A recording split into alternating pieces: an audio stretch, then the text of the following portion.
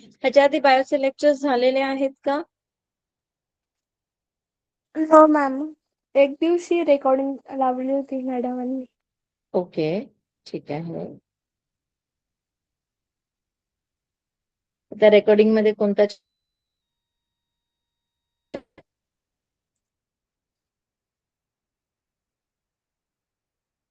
First वाला. अच्छा ठीक आहे. हेरिडिटी वाला?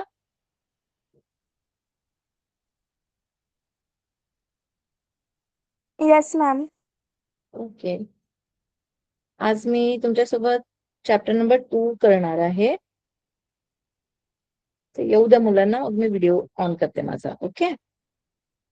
Okay ma'am.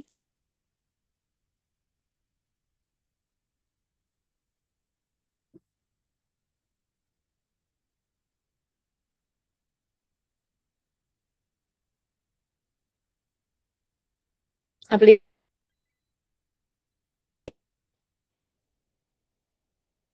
मॅम आवाज ब्रेक होतोय.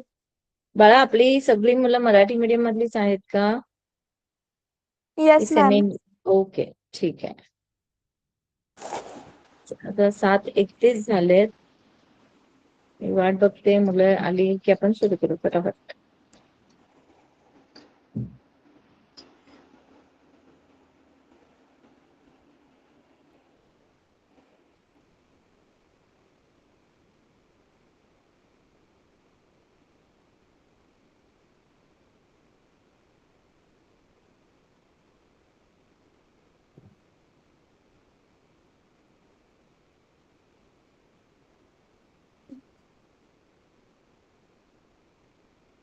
किती झाला पट?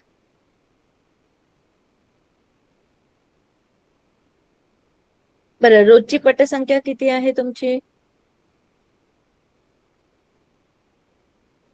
टीचर 10 ते 12.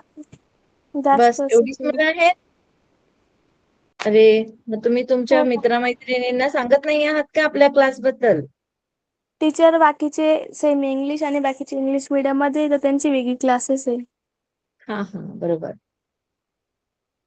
ही फक्त मराठी मीडियम वाल्यांचीच आहे. मग मराठीची पटसंख्या इतकी कमी कशी काय बरं? आपल्या शाळेमध्ये वर्गामध्ये तर आपण किती सारे जण आहोत. टीचर बाकीचे जॉईन, त्यांना सांगतो पण ते जॉईनच करत नाही. त्यांना सांगा की आम्ही नुसतं शिकत नाही, आम्ही मज्जा मज्जा करत पण शिकतो. आणि आणि आपलं टीचर तर हे फ्री आहे की नाही, मग त्यामुळे त्यांना ती मदतच होणार आहे. टीचर खूप जणांना सांगितलं पण ते करतच नाही. ते पैसे देऊन क्लास लावता पण हे नाही करत. Hello teacher. ठीक टीचर ते आहे. पहिले 1-2 दिवसच करतात, नंतर नाही करत. मग त्या अशा मुलांसाठी आहे ना, तुम्ही सगळे प्रेरणा स्तोत्र व्हायला पाहिजे. की तुमचे जर मार्क्स चांगले आले तर मग डेफिनेटली त्या मुलांना आपण पैसे भरून क्लासला जातोय, आणि जरी जात असलो तरी हरकत नाही, आपण इथेही जॉईन करूया. वाटेल की नाही हो त्यांना? Teacher. Okay. Hello teacher. Yes Neha, बोल. मध्ये केले होते मी, माझ्या फ्रेंड्सला सांगितलं होतं ना, केले होते त्यांनी पण हा. म्हणजे मध्येच सोडून दिले त्यांनी. 2-3 स्टार्टिंगला केला आणि हा. नंतर नाही. आणि बाकीच्यांना जॉईंट व्हायचंय तर त्यांचा मोबाईलचा प्रॉब्लेम आहे. अच्छा, मग आहे ना ह्या गोष्टी आहेत ना, तुम्ही तुमचा ग्रुप आहे की नाही त्याच्यामध्ये सांगा. प्रेमा मॅम तुमच्या मित्रांची पण मदत करणार. मॅम इथे आपल्या सगळ्यांची मदत करण्यासाठीच आहेत बाळा. हो टीचर. ओके. Okay ma'am. सुरू करायचं का? हो टीचर. Yes ma'am. ठीक. ओके. बरं, आता एक आहे की जेव्हा मी तुम्हाला शिकवणार ना, तेव्हा मी पण तुम्हाला काही शब्द जे आहेत ते इंग्लिश मध्ये सांगणार, आणि काही गोष्टी आपण म्हणजे भरपूर साऱ्या गोष्टी आपण मराठीमधूनच बघणार, पण जे टर्मिनॉलॉजीज आपल्याला इंग्लिशमध्ये करायचे ते आपल्याला इंग्लिशमध्येच कराव्या लागणार आहेत. कळलं का?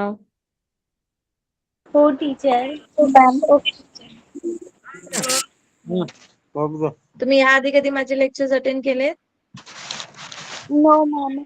No No. मॅम. मी नाही केले. येत असताना वगैरे हो मॅम. केलंय? रेकॉर्डिंग पाहिली होती मॅम. ओके. 9th स्टँडर्ड मध्ये. बरं, हरकत नाही. Okay, let us start.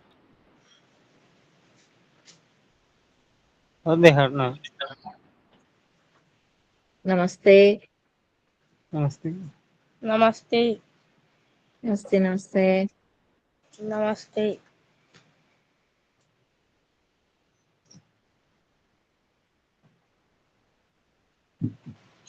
Okay.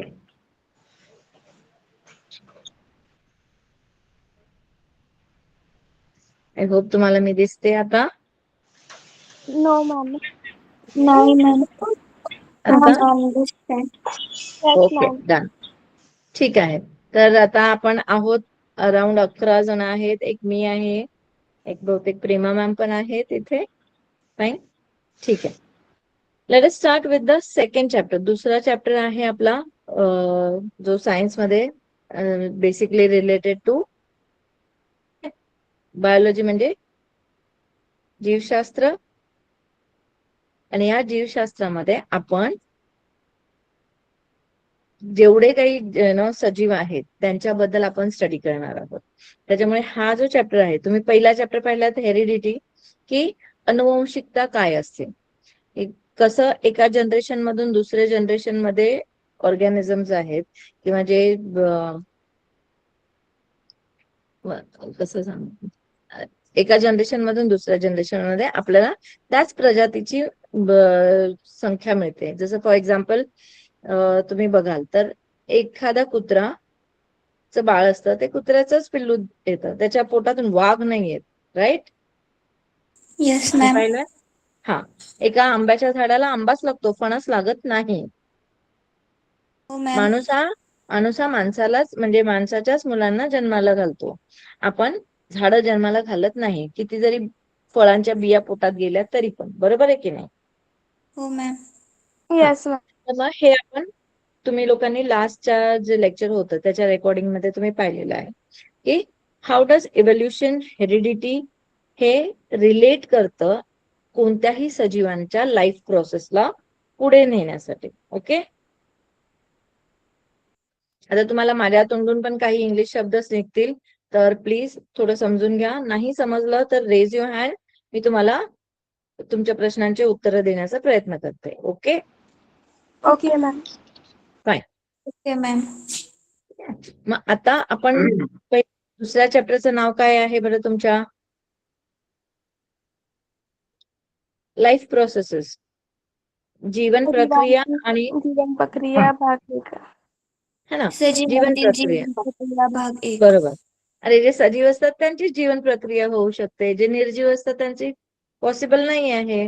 एखादा दगड आपण त्याला बोलू, एक वीट आहे, ठीक आहे, कुणाला बरं त्या भीमसिंगला घर बांधायचंय, तर तो काय करणार, जेव्हा तो पहिलीत होता तेव्हा त्याने एक वीट आणून ठेवली आणि त्या विटेला सांगितलं, बघ मी आता फक्त 5 वर्षाचा आहे, जेव्हा मी 20 वर्षाचा होईन तेव्हा ह्याची खूप सारी मुलं जन्माला आली पाहिजेत आणि एवढ्या विटांना तू जन्माला घाल की माझं अख्खं घर बनेल. तर असं शक्य आहे का? नाही मॅम. नाही पॉसिबल आहे ना. तानाजी, असं होऊ शकतं का रे बाळा? मॅम मी अंजली आहे, मी माझ्या पप्पांच्या नावावरून जॉईन झाली. बरं, ठीक आहे. ओके, तुम्ही नाव चेंज करा, मग नाही तर मला तुमच्या नावाने तुमच्या वडिलांच्या नावानेच बोलावं लागेल.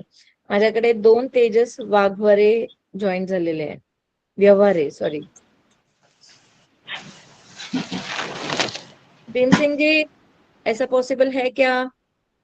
Yes ma'am. अरे तू एका विटेला सांगशील का की मी 25 वर्षाचं झालेपर्यंत एवढ्या विटा तू जन्माला घाल की मला घरच बांधायचंय? नो नाही, मॅम. शक्यच नाहीये. बरोबर आहे की नाही?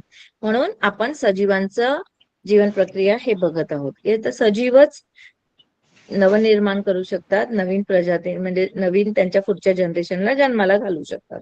आता यामध्ये काय पॉइंट आहे तर लक्षात घ्या, नुसतंच प्रजनन हे सजीवांचं कार्य नाही.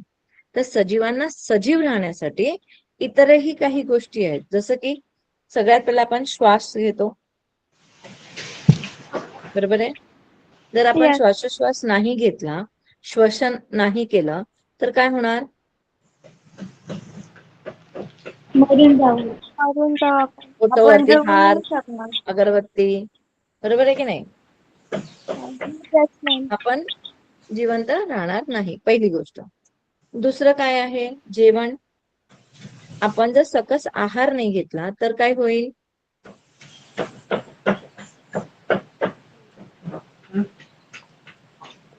ह्या बोल बाळा. सकस आपली वाढ आहारच होणार नाही नाही घेतला, किंवा आपली वाढ होणार नाही किंवा आपण अशक्त होऊन जाऊ. बरोबर, आपली वाढ होणार नाही, आपण अशक्त होऊ. त्यामुळे आपण कोणतेच कार्य करण्यासाठी आपल्यामध्ये क्षमता राहणार नाही. आपण कोणतंही कार्य करू शकणार नाही, कारण आपल्यामध्ये ऊर्जाच नाही निर्माण होणार, बरोबर आहे की नाही? त्यामुळे ऊर्जा निर्मितीसाठी आपल्याला जेवण जेवायला पाहिजे. मग आता हे झालं तुमचं न्यूट्रिशन. न्यूट्रिशन झालं, रेस्पिरेशन झालं, अजून काय आहे? ट्रान्सपोर्टेशन. काय म्हणायचं? ट्रान्सपोर्टेशन. ट्रान्सपोर्टेशन म्हणजे काय? तर आपल्या शरीरामध्ये परिवहन. जे अन्न आपण खाल्लेलं आहे त्याचं भिसरण व्हायला पाहिजे ना. मग रक्तभिसरण, द ब्लड सर्क्युलेशन, हे आहे तिसरा पॉइंट जो आपल्याला खूप इम्पॉर्टंट आहे. जर तुमच्या हृदयामध्ये जर ब्लड पंपच नाही झालं, रक्त म्हणजे नाही झालं, तर मग काय होईल? आपण तेव्हा देखील सजीव राहणार नाही. करेक्ट? Yes ma'am. ओके. तर मग हे झाले 3 तुमचे लाईफ प्रोसेसेस. आणि चौथं आणि इम्पॉर्टंट की ते आहे तुमच्या शरीरामध्ये जे मल निर्माण होतं ते मल बाहेर काढणं किंवा शरीरातून बाहेर काढून टाकणं हे पण गरजेचं आहे, बरोबर आहे. So excretion. तर हे 4 लाईफ प्रोसेसेस आपल्याला फार फार फार इम्पॉर्टंट आहेत. जर हे चारही प्रक्रिया, ह्या चारही जीवन मला म्हणजे सुसुपॉटी, ठीक आहे, 1 number 2 number, okay fine. So तुमच्या शरीरामधून तुमची जी काही घाण आहे, इधर गॅसेस मधून किंवा आपल्या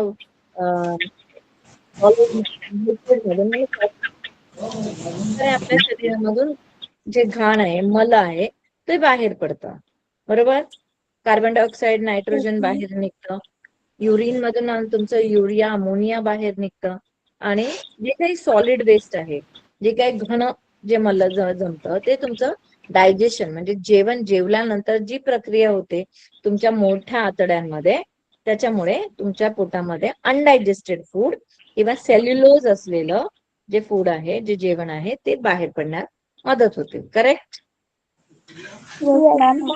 ओके. ह्या 4 जीवन प्रक्रिया कळाल्या? हो ma'am. Okay, let's just see some PPT.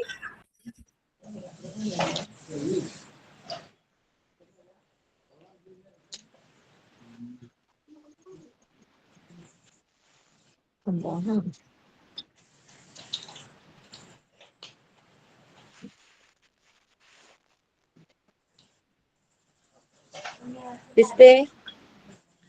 PPT दिसते का? Yes, ma'am. ओके. तर आता तुमचं सजीव आणि जीवन प्रक्रिया हा चॅप्टर आहे.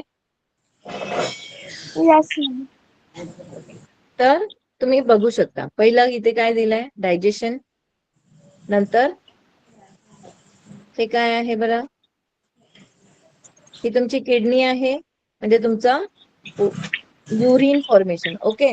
तुमची लघवी बनण्याची जी प्रक्रिया आहे त्याला म्हणायचं एक्सक्रिशन. आता मराठीत नक्की काय म्हणतात खरंच मला आठवत नाहीये, पण तुम्ही समजून घ्या कॉन्सेप्ट.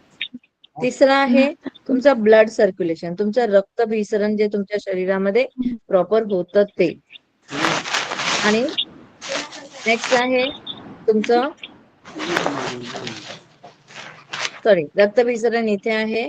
हे जे मी तिसरी स्लाइड दाखवली तुम्हाला, तिसरं जे चित्र आहे, that is your nervous control आणि कोऑर्डिनेशन.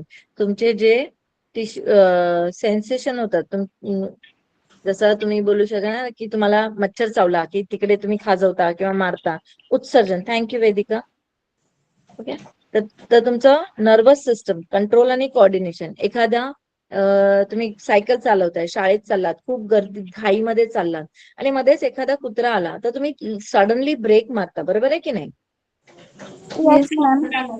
हे तुमच्या ज्ञानेंद्रियांना तुम्हाला सिग्नल मिळतो आणि त्याप्रमाणे तुम्ही तुमचं कंट्रोल ठेवता आणि तुमचे सगळे अवयव कोऑर्डिनेट करतात एकत्र. त्याच्यामुळे तुमचं अंतर्गत आणि बाह्य अवयव हे दोन्ही एकत्र काम करतं, जेणेकरून तुमच्या ज्या काही जीवन प्रक्रिया आहेत त्या सगळ्या सुरळीतपणे पार पडायला मदत करतात. Clear? Ma'am ma'am okay. Yes ma'am. हा रविता.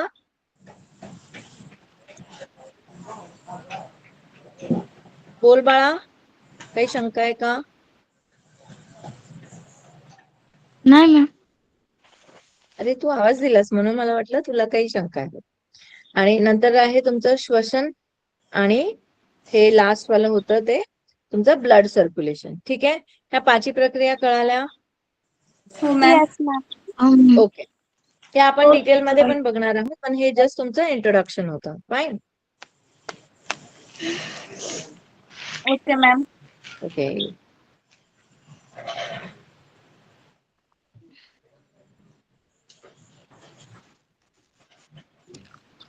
ओके. नेक्स्ट आहे की तुमच्या शरीराच्या आतमध्ये अंतर्गत व बाह्य अवयव कशा प्रकारे काम करतात.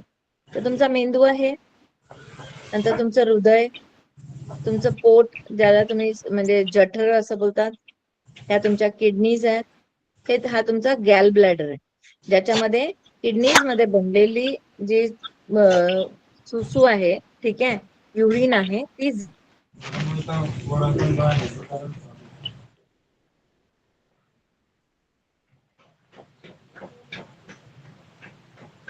टीचर आवाज नाही येते. मॅम आवाज नाही येते.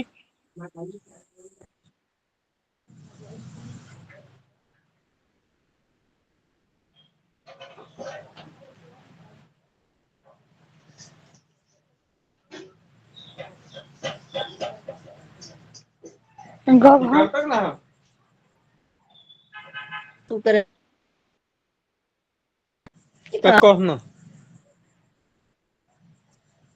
आवाज येते.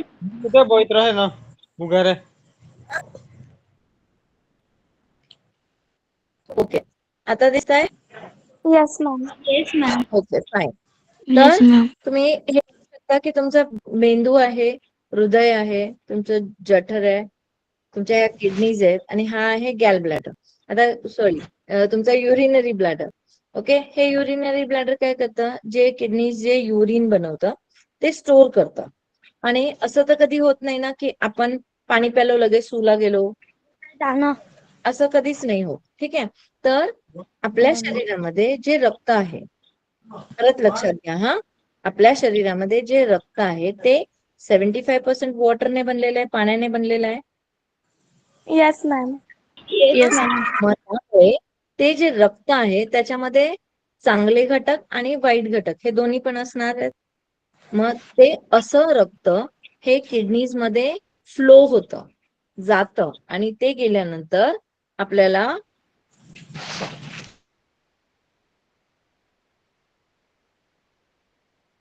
You are not able to see. ठीक आहे, मी स्लाइड मध्ये. तर ते जे रक्त आहे, हे रक्त जे आहे ते फिल्टर होतं. फिल्टर झाल्यानंतर म्हणजे जसं आता तुम्ही चहा बनवला तर चहामध्ये चहापत्ती असते, कोणी आलं टाकतं, कोणी ते पात टाकतं चहाच्या पानांची, बरोबर आहे की नाही? मग ती सगळी आपण चहा म्हणून पितो का? नाही मॅम. नाही. आपण त्याला गाळतो की नाही? तो चांगला चहाच आपण गाळतो आणि ज्याच्यामधनं त्या चांगल्यामधनं जे वाईट असतं ते आपण काढून टाकतो, बरोबर आहे? तर हो तसंच रक्त, हो. तसंच आपल्या शरीरामध्ये जे हे रक्त आहे, हे रक्त, चांगलं रक्त हे जातं किडनीज मध्ये आणि किडनीज मध्ये गेल्यानंतर you can see that it filters your blood. काय करतं?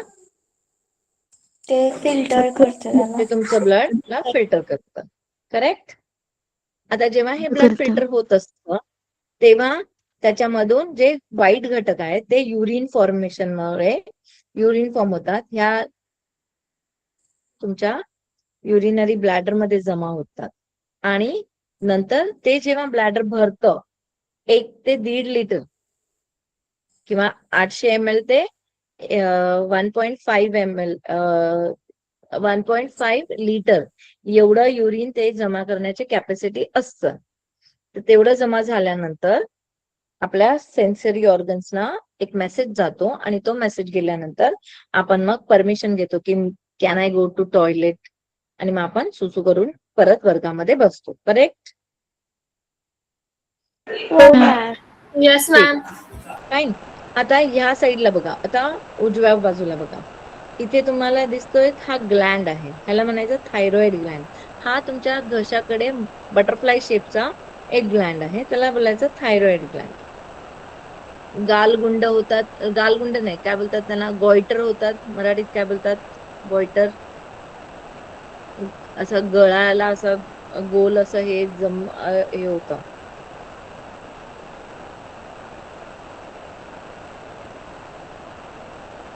काय म्हणतात? गालगुंड. दिस पर्टिक्युलर थिंग. हे इथे मान अशी गोल अशी मोठी होते.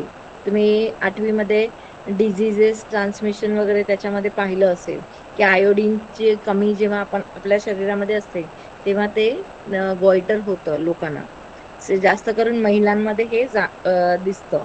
पुरुषांमध्ये गॉइटरचं प्रमाण कमी असतं. ओके. नंतर आहे तुमचं लंग्स, ते श्वसन क्रिया. दिस इज मॅम युअर मीन्स गलगंड. हा गलगंड. हा मी ते मी काय गालगुंड बोले, गलगंड. ठीक आहे. नेक्स्ट इज तुमचं liver which is the largest gland inside your body. आणि नेक्स्ट इज तुमचे लार्ज इंटेस्टाईन, जे तुमचं डायजेशन झाल्यानंतर जे अन्न पचन प्रक्रिया जी झाली त्याच्यानंतर जे वेस्ट आहे ते बाहेर फेकण्यासाठी मदत करतं. कळलं? हो मॅम. उनको है. ओके. हे बेसिक आहे आणि हा चॅप्टर जो आहे ना हा तेवढा सोपा आहे कारण हे आपल्या शरीरामध्ये रोज होत आहे आणि आपण ते बघतो, जाणवतो, अनुभवू शकतो. कळलं? Yes ma'am. Yes ma'am. So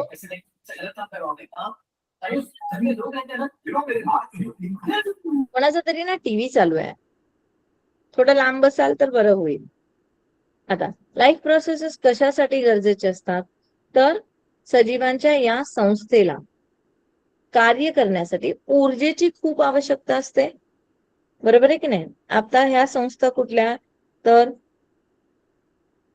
तुमचं पोट, हात, तुमचं कंट्रोल, कोऑर्डिनेशन, तुमचे हे सगळे 5 सेन्स ऑर्गन्स, म्हणजे तुम्ही बघू शकता, ऐकू शकता, श्वास घेऊ शकता, फील करू शकता, टेस्ट आहे तुमचे. Okay. So these are your 5 sense organs. आणि ही सगळी या साईडला दिसतात, ही तुमची जी कार्य आहेत, म्हणजे उठणं, पळणं, उचलणं, एखादी गोष्ट चालणं, मूव्ह करणं, राईट. सो ह्या सगळ्या ऍक्टिव्हिटीज करण्यासाठी तुम्हाला ऊर्जाची गरज असते आणि ती ऊर्जा आपल्या शरीरासाठी खूप खूप खूप गरजेची असते. मग तो माणूस असो किंवा प्राणी. बरोबर आहे ना? Yes ma'am. किंवा ही झाडं असू देत. तर सगळ्यात पहिले तर आपण हे बघायचं की आपल्याला ऊर्जेचं मुख्य सोर्स काय आहे, स्तोत्र काय आहे. तर सनलाइट सगळ्यात मेन काय आहे? सूर्यप्रकाश. कारण सूर्यप्रकाश जर नसेल तर झाडं त्यांचे किंवा वनस्पती, आपण बोलू वनस्पती, त्यांचं जे जेवण आहे ते स्वतः तयार करू शकणार नाहीत. का? बरोबर आहे? कारण sunlight is one of the important aspect required for photosynthesis. Photosynthesis म्हणजे काय? सूर्यप्रकाशाद्वारे ते काय करतात? जेवण बनवतात. त्या प्रक्रियेला काय बरं म्हणतात? ऊर्जा वहन. नाही. प्रकाश संश्लेषण. शाबाश. संश्लेषण. कोण बोलला प्रकाश संश्लेषण? प्रकाश संश्लेषण मॅम. बरोबर. ओके. तर प्रकाश संश्लेषण इज फोटोसिंथेसिस. तर जोपर्यंत फोटो म्हणजे लाईट, मग ती सनलाईट असू देत किंवा तुमच्या घरामध्ये जर काही लोकांच्या इंडोर प्लांट्स असतात, घराच्या आतमध्ये पण झाडं असतात. तर आता घराच्या आतमध्ये जिथे सूर्यप्रकाश येत नाही अशा ठिकाणी पण जर झाडं असतील तर मग काही लोक त्यांच्यावरती दिवे वगैरे लावतात, म्हणजे ट्यूबलाईटच्या प्रकाशाखाली वगैरे ठेवतात. कारण झाडांना लाईट थोडीशी जरी असली तरी पुरेशी असते स्वतःचे जेवण बनवण्यासाठी. आता दुसरी गोष्ट म्हणजे जी झाडं घरात असतात त्यांना पुरेशी ऊर्जा नाही मिळाली म्हणून ते तेवढी फटाफट झाडं वाढत नाहीत. पण हीच झाडं जेव्हा आपण बाहेर मातीमध्ये रोवतो तेव्हा ह्या झाडांची जी वाढ आहे ती फास्ट होते.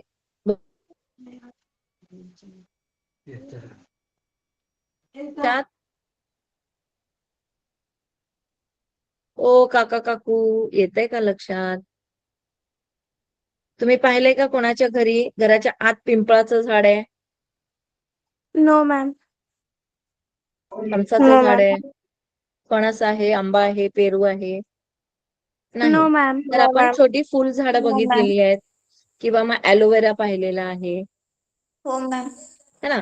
जी काही कॅक्टस प्रजातीमध्ये जी झाडं येतात ती आपण घराच्या आतमध्ये पाहिलेली आहेत. का? कारण त्यांना कमी ऊर्जेमध्ये पण ते त्यांचं जेवण बनवू शकतात. पण मोठी जी झाडं आहेत त्यांना कंपल्सरी प्रकाश संश्लेषण करण्यासाठी त्यांना सूर्यप्रकाशाचीच गरज असते. आणि त्यासोबत वायूमधून जो कार्बन डायऑक्साईड येतो तो, पाणी आणि काही मिनरल्स जे ते मातीमधून पाण्याद्वारे घेतात. तर ह्या सगळ्या गोष्टींचा समावेश होतो तेव्हाच एखादं झाड स्वतःचं जेवण स्वतः बनवू शकतं. ओके.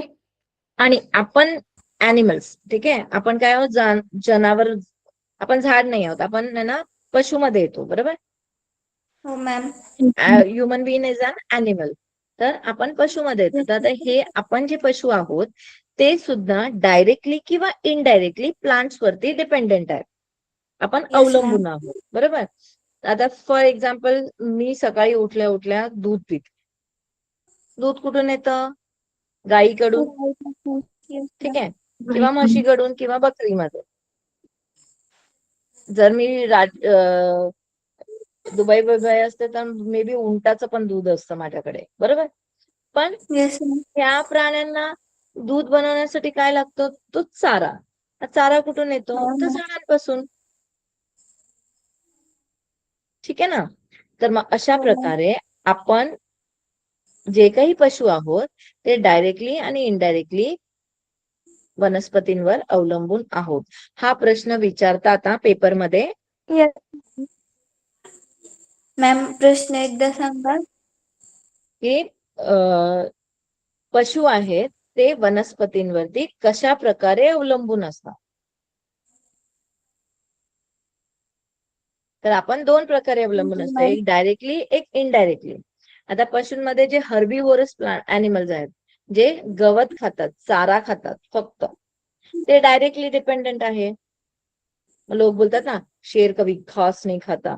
बरोबर है. हाँ. क्योंकि शेर शेर है, वो क्या खाएगा? वो हिरण खाएगा. तर हिरण कसा खाणार? तर हिरण असा मरतुकडा असा असेल तर खाऊ शकतो का? नाही. ते हिरण असा तगडा पाहिजे ना, असा मजबूत, असा छानपैकी गोला गुब्बा गुब्बा. मग तो गोला गुब्बा गुब्बा कसा बनणार? जेव्हा तो जेवणार तेव्हा. हा ठीक आहे. मॅम. मग तो कसा तो काय जेवणार हिरण? तो गवत गवत. खाणार. मग गवत काय आहे? वनस्पती आहे. ठीक आहे. मग काही जी जनावर आहेत ती डायरेक्टली वनस्पतींवर अवलंबून आहेत. तर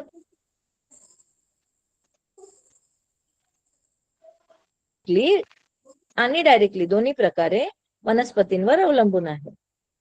तर कशा प्रकारे? तर तुम्हाला मी सांगितलं दूध, हे एक उदाहरण तुम्ही देऊ शकता. हो मॅम. ठीक आहे. कॉन्सेप्ट क्लिअर झाला? हो मॅम. ठीक आहे. मॅम एकदा रिपीट करा ना. Yes ma'am. काय रे बाळा? स्क्रीन मोठी करू तर मी ओके, दिसते? Yes ma'am. हो मॅम ओके. दिसते. आता बघा, तर वनस्पती स्वतःचं जेवण स्वतः बनवतात. मग ते ठेवतात कुठे? तर त्यांच्या फळांमध्ये, पानांमध्ये, मुळांमध्ये किंवा हो मॅम. इवन स्टेम्स किंवा फांद्यांमध्ये सुद्धा ठेवतात. जसं की इथे ऊस आहे. हो मॅम. ऊस खाता ना की नाही? हो मॅम हे खातो. इथे तुम्हाला रताळी दिसतायत, ही रताळी दिसतायत, ही पालकची भाजी आहे, हा टोमॅटो आहे. ठीक आहे, हे एकाच झाडाला नाही लागत हा, एक फक्त चित्र आहे. याचं बघा, एकाच झाडाला चार. ओके, तर मग अशा प्रकारे वनस्पती ज्या आहेत ते त्यांच्या फळांमध्ये, पानांमध्ये, मुळांमध्ये आणि त्यांच्या इवन फांद्यांमध्ये अन्न साचवून ठेवतात आणि हेच अन्न मग पुढे दुसरे अॅनिमल्स खातात. Clear? Yes ma'am. Yes, ma'am ma'am. एक विचारू का? हा, विचार. मॅम तुम्ही ते 5 संस्था सांगितले होते, ते पचन संस्था, श्वसन संस्था, रक्ताभिसरण संस्था, उत्सर्जन संस्था आणि नियंत्रण संस्था, यामधील काही आपण सर्वच? हे वाले ना? हा तेच तेच. ओके, ह्याचं काय हवंय तुला? मॅम म्हणजे कोणकोणते ते रिपीट सांगताय का मला? पहिलं वाला तुमचं काय आहे? डायजेशन. मग काय बोलणार तू? पचन संस्था. हा मॅम. हे उत्सर्जन. सेकंड वाला तुमचा हा किडनी दिसते, हा उत्सर्जन. हा मॅम. हे तुमचं नर्वस सिस्टम दिसतायत सगळे, येस ब्रेन आहे मॅम. ना इथे. मग ह्याला काय म्हणणार? नियंत्रण. नियंत्रण संस्था. शाबाश, व्हेरी गुड. हे तुमचं नाक दिसतंय, फुफ्फुस दिसतायत, तर मग श्वसन संस्था. श्वसन संस्था. आणि this man with the heart, blood and all, उत्सर्जन. रक्ताभिसरण, है ना? Clear? Clear. Yes ma'am. Yes, okay, ma'am. Thank you ma'am. Welcome. आता सजीवांमध्ये आपण सगळ्यात पहिले तर आता माझ्याकडनं एक स्लाइड मिस झाले, तर आपण हे बघणार आहोत की जे पचन संस्था आहे, तर पचन संस्थेमध्ये आपण अन्न खातो. आता हे जे आपण अन्न खातो, अरे यार सॉरी, जे काही आपण अन्न खातो त्यामुळे आपल्याला शरीरामध्ये आवश्यक असलेले पोषक द्रव्य मिळतात. ठीक आहे, तुम्हाला जे काही न्यूट्रिशन आहे, न्यूट्रिटिव्ह व्हॅल्यू जे काही आहे ते तुम्हाला मिळतं. तुम्ही ऍडव्हर्टाईज पण बघितलं असेल की ना, क्वांटिटी नका बघू, त्याच्यामधली क्वालिटी बघा जेवणामध्ये. की आपण सतत आहे ना 10 वेळा पुराण बघतो, खा खा खा, पण 10 वेळा खाल्ल्याने एखादा व्यक्ती सुदृढ होत नाही. तर मोजकं आणि योग्य हे खाल्ल्यानंतर ते सुदृढ होतं. बरोबर आहे? हो मॅम. आणि योग्य म्हणजे काय? तर ज्याच्यातून तुम्हाला पोषक द्रव्य तुमच्या शरीरामध्ये मिळतात ते. तर त्या पोषक द्रव्य, तुमची प्रथिने, प्रथिने म्हणजे प्रोटीन्स, जीवनसत्वे, जीवनसत्व म्हणजे काय? तुमचे व्हायटॅमिन्स. ठीक आहे, vitamin A, B, C. C नसतंय की सी असतंय? डी. असतं. A, B, C, D, E आणि विटॅमिन के. हे 6 विटॅमिन्स तुम्हाला तुमच्या शरीरामध्ये हवे आहेत. ठीक आहे, आणि दुसरं नंतर आहे तुमचं स्निग्ध पदार्थ. स्निग्ध पदार्थ म्हणजे तुमचे ऑइल्स आणि फॅट्स.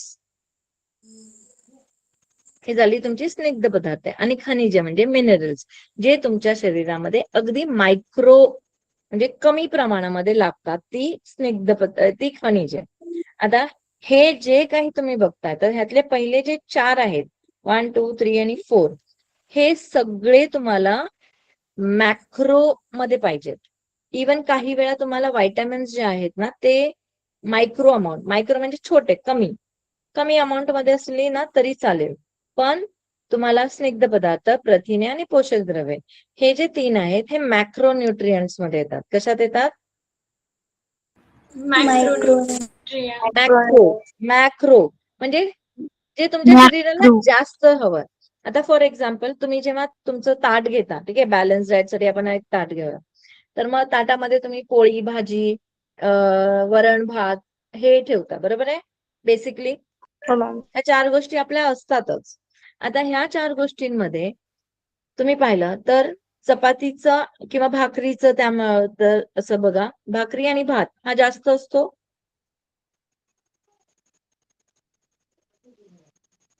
हॅलो, जर हा. एवढी भाजी असेल, ठीक आहे, तर त्याला तुम्ही 2 चपात्यांबरोबर खाऊ शकता. No ma'am. Yes ma'am. No, मग 1 चपाती अजून घ्या. ठीक खाऊ आहे, शकता मॅम. ओके. तसंच तुम्ही जेवढा भात घेता तेवढंच वरण घेता का? नाही, नाही. आपण नो डाळ मॅम. थोडी कमी घेतो. ठीक आहे ना, आपण डाळ थोडी कमी घेतो, आमटी थोडी कमी घेतो. आणि त्या येस. आमटीमध्ये आपण काय टाकतो, तर आपण मीठ टाकतो. भातामध्ये मीठ असतं, भाजीमध्ये मीठ असतं. ते खूप टाकतो का? नाही. तर ते नाही. किंचित अमाऊंट मध्ये टाकतो, बरोबर आहे. स्वादानुसार नमक, बरोबर. Yes ma'am. हा, मग अशा प्रकारे आता तेल आहे. तेल सुद्धा जेवढं आई पीठ मळताना पाणी टाकते तेवढंच ती तेल पण टाकते का? नो. नो, नो नाही. Not possible. फाईन. मग काही कमी काही जास्त असे पदार्थ आपल्या शरीरासाठी गरजेचे असतात आणि त्यांना आपण डिवाइड करतो मॅक्रो आणि मायक्रो न्यूट्रियन्स याच्यामध्ये. मॅक्रो न्यूट्रियन्स म्हणजे जे आपल्या शरीरासाठी जास्त लागतात ते, आणि मायक्रो म्हणजे जे कमी ह्याच्यामध्ये असले तरी पण बस झाले. आता बघा, जे काही आहे ना, तुमच्या घरामध्ये जी मोठी लोक असतील ते तुम्ही जर त्यांची ब्लड टेस्ट वगैरे केली ना, तर मग सांगणार थायरॉइड आहे, विटॅमिन डी ची कमी आहे, परत त्यांना बी कॉम्प्लेक्स कमी झालेला आहे, ठीक आहे, डोळे कमजोर झालेले आहेत, तर तुम्ही जास्त आयरन असलेले पदार्थ खा, ज्याच्यामध्ये जास्त लोह असलेले पदार्थ खा. तुमचं ब्लड कमी आहे. आता फॉर एक्झाम्पल तुम्ही जर बघाल तर माझी नखं अशी थोडी पांढरी आहेत, दिसतायत. Yes yes ma'am. Yes, ma'am.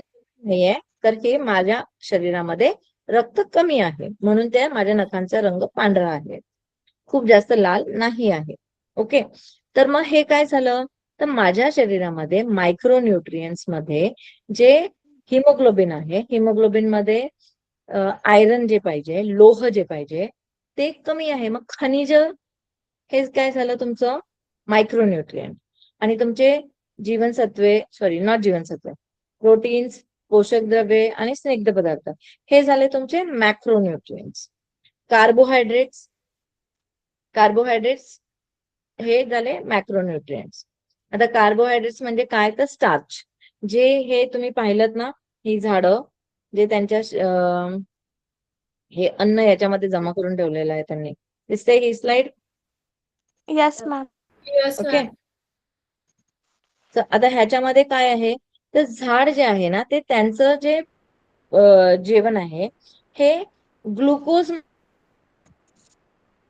आणि ग्लुकोज आहे ते स्टोर्ड फॉर्म कशामध्ये होतं, तर स्टार्च मध्ये होतं. जेवण बनताना ग्लुकोज बनतं. काय बनतं? ग्लुकोज. ग्लुकोज. ग्लुकोजला जेव्हा आपण स्टोअर करून ठेवतो तेव्हा ते कशात कन्वर्ट झालेलं असतं, स्टार्च मध्ये. कशात? स्टार्चला काय बोलणार?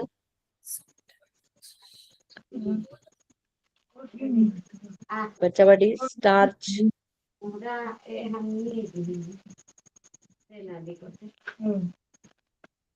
कोण बरं सांगेल? स्टार्च.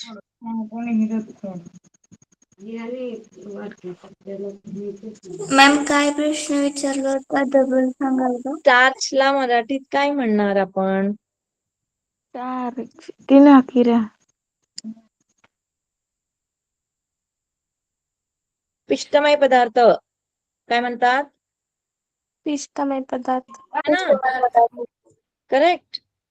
तर मग आता ह्या पिष्टमय पदार्थ जी आहेत ती आपल्या शरीरामध्ये जास्त गरजेचे ना. आता तुम्ही खेळून आलात, भूक लागले, तर मग आईला काय बोलणार तुम्ही?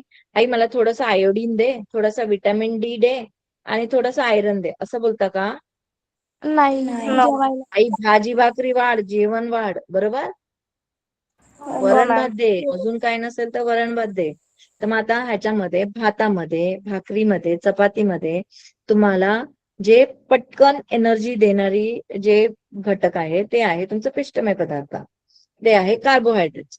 Carbohydrates give you instant energy. What does carbohydrates give? Instant energy. Okay. Okay ma'am. Okay ma'am. Instant म्हणजे लगेच, तुरंत. जेवल्यानंतर बरं वाटतं ना, हा बरं वाटलं, असं करता की नाही? हो मॅम. हो मॅम. हा, करते सेम. मी. आणि ते जर उशीर झाला जेवायला तर घरात तांडव. खूप भूक लागली. करेक्ट. ओके. आता आपण एक छोटासा व्हिडिओ बघूया ज्याच्यामध्ये मी तुम्हाला ग्लुकोज कसं बनतं आणि ते आपल्या शरीरामध्ये का गरजेचं असतं ना, हे दाखवण्याचा प्रयत्न करते. Let us see how does it work. Okay ma'am. ठीक आहे. Okay ma'am. ऍक्च्युली ना मला थोडस मराठी तुमच्या एवढं स्पष्ट बोलता येत नाही, कारण शाळेत होतं तेवढंच होतं मराठी, नंतर मग सगळं इंग्लिश मध्ये आल्यामुळे थोडासा प्रॉब्लेम झालाय. तो समज केलो. आय होप तुम्हाला समजतंय मी काय शिकवते ते. हो Yes, मॅम ma'am. समजते. Yes ma'am. आणि जर काही नाही समजलं तर विचारा, मी तुम्हाला समजवण्याचा पूर्ण प्रयत्न करेन. चालेल ma'am. Okay ma'am. Okay. Yes ma'am. बाकी तुम्ही शाळेला कुठे आहात बरं? मॅम आम्ही आमच्या गावात म्हणजे पिंपरी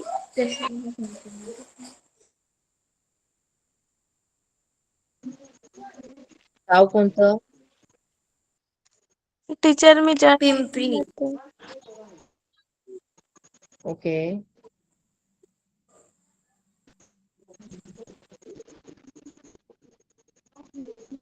ठीक आहे, हरकत नाही. मी कुठे पाहत होते बरं?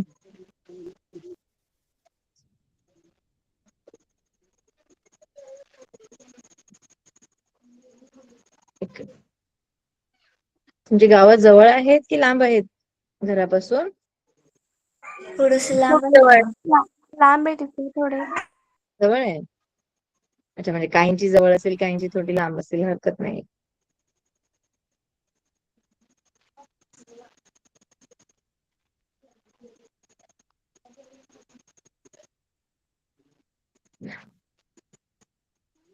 चलो लेट अस सी. मी दाखवते एक व्हिडिओ, बघूया कितपत समजतोय.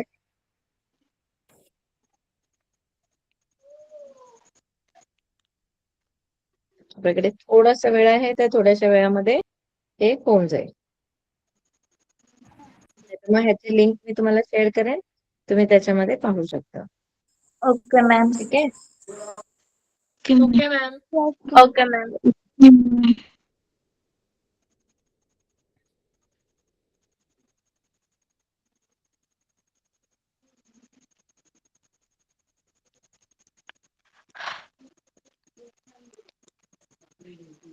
मॅम. हो बाळा, एकच मिनिट बाळा.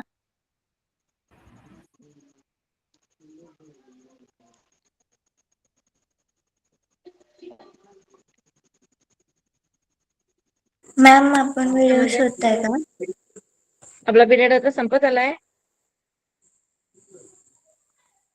मॅम व्हिडिओ शोधताय का तुम्ही? होय होय, थांब. मी सेव्ह केलेला पण लिंक नाही सापडत आहे.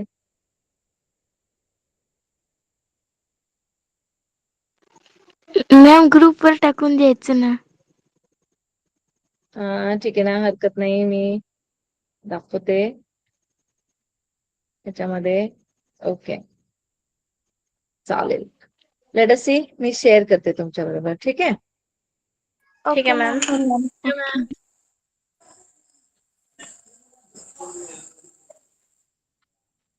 नाही, आपल्याकडे आहेत 5 मिनिटं, आपण करूया.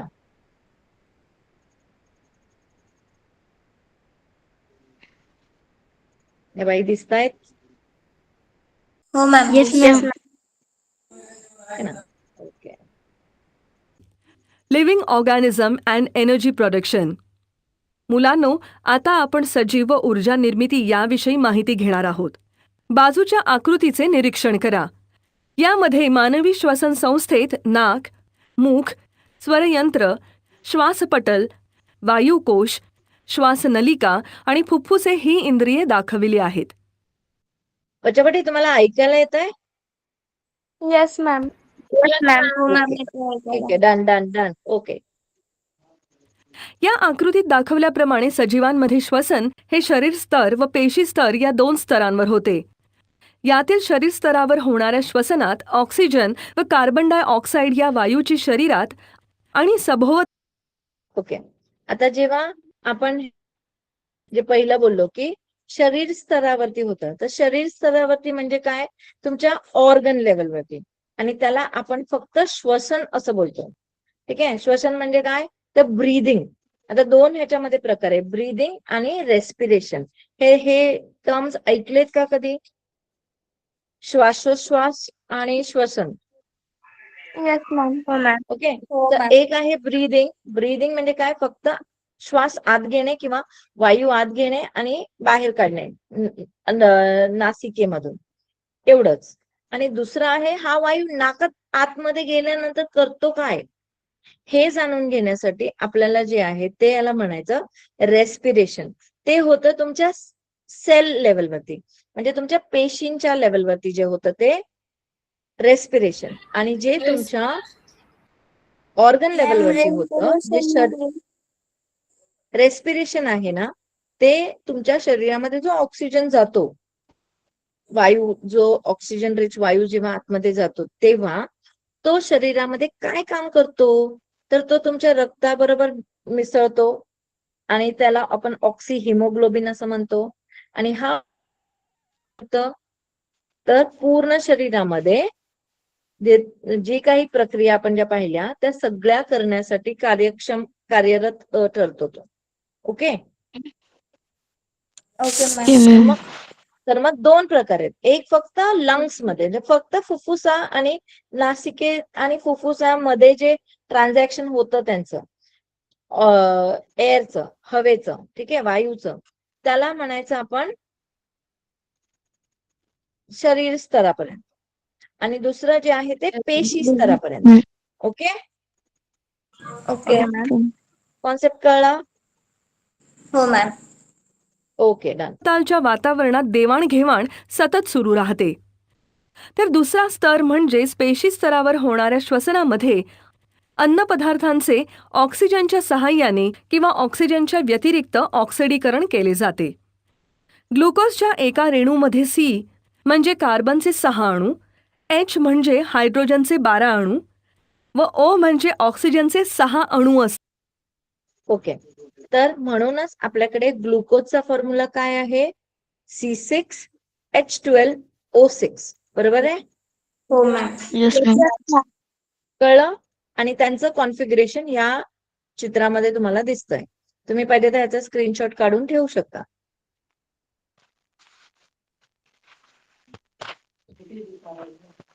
Okay, done. पुढे करू? Yes okay ma'am.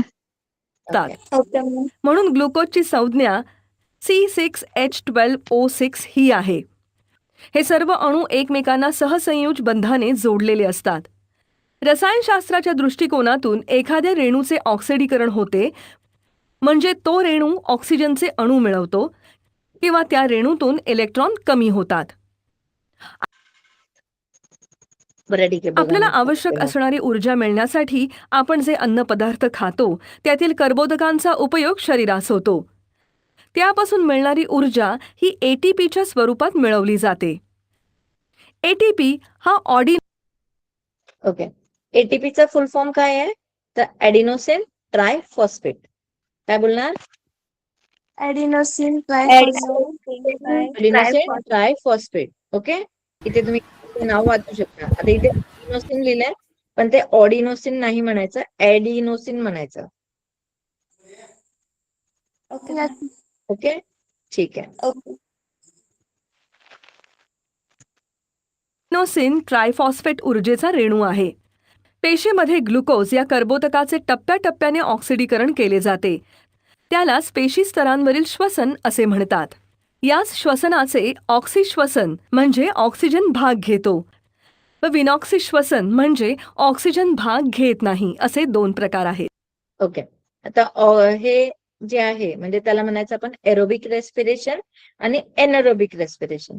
म्हणजे ज्या रेस्पिरेशन मध्ये जिथे ऑक्सिजनची गरज आहे अशा ठिकाणी जेव्हा रेस्पिरेशन होतं, जसं की मोठे ऑर्गॅनिझम, आपण ह्युमन बीइंग्स आहेत, अॅनिमल्स आहेत, जेवढे काही बहुपेशीय जे काही सजीव आहेत त्या सगळ्यांना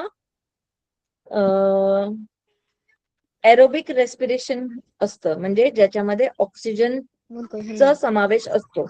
आणि जे मायक्रो ऑर्गॅनिझम असतात, जसे बॅक्टेरिया आहेत, काही व्हायरसेस आहेत, ठीक आहे, काही अल्गीज आहेत, अल्गी म्हणजे शेवाळ, हे आहेत, तर त्यांना ऑक्सिजनची गरज नसते. तर त्यांना आपण काय बोलणार? Anaerobic respiration. काय म्हणायचं?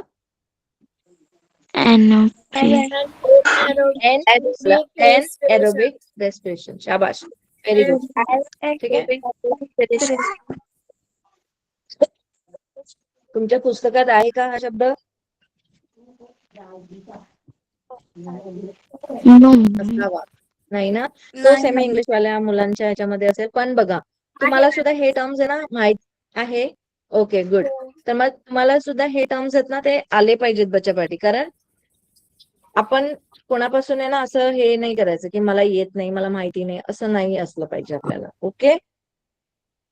ओके तर मॅम. एरोबिक रेस्पिरेशन आणि एनएरोबिक रेस्पिरेशन हा पुढे एक आहे ना खूप मोठा कॉन्सेप्ट आहे. तर हा कॉन्सेप्ट मी तुम्हाला पुढच्या लेक्चरमध्ये एक्सप्लेन करते. कारण त्याच्यामध्ये तुम्हाला केमिकल इक्वेशन आहे, कशा प्रकारे आपल्या शरीरामध्ये पायरुवेट्स जमा होतात, ऊर्जा कशी निर्माण होते, आपण एकदा जेवल्यानंतर काही तासानंतर आपल्याला भूक परत का लागते, ठीक आहे, आपण बिना ऑक्सिजनचं का राहू शकत नाही, ह्या सगळ्या गोष्टी खूप गरजेच्या आहेत.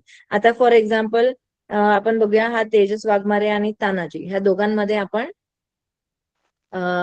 तेजस व्यवहार आहे आणि तानाजी ह्या दोघांमध्ये आपण आहे ना रनिंग रेस लावली, शर्यत लावली. हे दोघे पळतायत, पण काय झालं, दोघांपैकी एकच जिंकणार, राईट? Yes ma'am. आणि दुसरा जो आहे तो भले दुसरा आला तरी पण दोघांचे पाय दुखू शकतात, पायामध्ये क्रॅम्प येऊ शकतो, पायात लचक येऊ शकते, नसवरती नस चढताय असे पण लोक बोलतात की बाबा पाय पाय जाम दुखायला लागले, किंवा पोटामध्ये दुखायला लागतं कधी कधी खूप पळल्यामुळे. तर हे का होतं? तर ह्याच्या पाठी काय रिझन आहे? तर हे सगळं related to your respiratory process आहे. ओके. Okay ma'am. हा जो कॉन्सेप्ट आहे हा मी तुम्हाला नेक्स्ट लेक्चर मध्ये सांगते. आणि तोपर्यंत तुम्हाला पाहिजे तर ह्या व्हिडिओची लिंक मी चॅटबॉक्स मध्ये टाकते, कारण मी तुमच्या अशा ग्रुपमध्ये नाहीये. सो मी ते चॅटबॉक्स मध्ये टाकते. तुम्ही तुमच्या घरी तुमच्या वेळेमध्ये पालकांच्या परमिशनने बघा आणि नोट डाऊन करा. Okay. Okay ma'am. Okay madam. So shall I stop here? बघा, लिंक आलेली आहे तुमच्या चॅटबॉक्स.